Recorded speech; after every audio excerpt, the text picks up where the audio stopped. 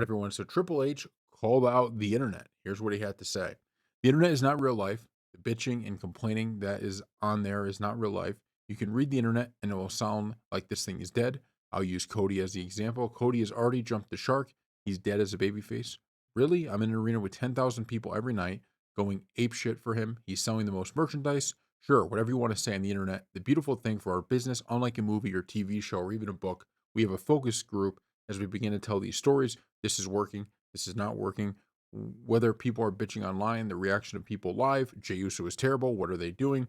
Merch, reaction of the crowd, everything he does, it's just opinion of a few people. So we've brought this up in a bunch of videos we've done because I think this is entirely true. And the number one example of this is actually Jey Uso, in my opinion, right? Because we talked about after Jey Uso won the Royal Rumble, what was going on when Jey Uso won the Royal Rumble. There's a lot of people that were upset about it. We saw the um, YouTube page, right? We saw the YouTube page. People weren't so happy with that. There's a lot of dislikes on it, and so that started a narrative.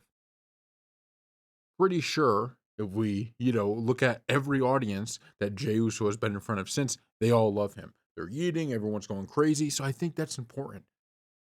And a lot of times what you see on the internet is one person will say something and then everybody will jump on that and have that same view and they continue to drive it. So I like where WWE's thinking is at, meaning you need to make sure that you're understanding what your audience wants. That is something, okay? Because the bottom line is if you're putting on a product that people don't want to see, then you're not going to be in business very long. But you also don't want to let the audience control everything you do because sometimes the audience doesn't know necessarily what they want until you give it to them. So it's kind of this constant, moving back and forth. And I think they're doing a good job of this so far. For instance, when they changed the WrestleMania main event, right, and they were going to have it be Rock versus Roman, the fans went ballistic. In arena, they were going ballistic. And so they made a change. That's an example of the opposite. That's an example of them doing it the right way.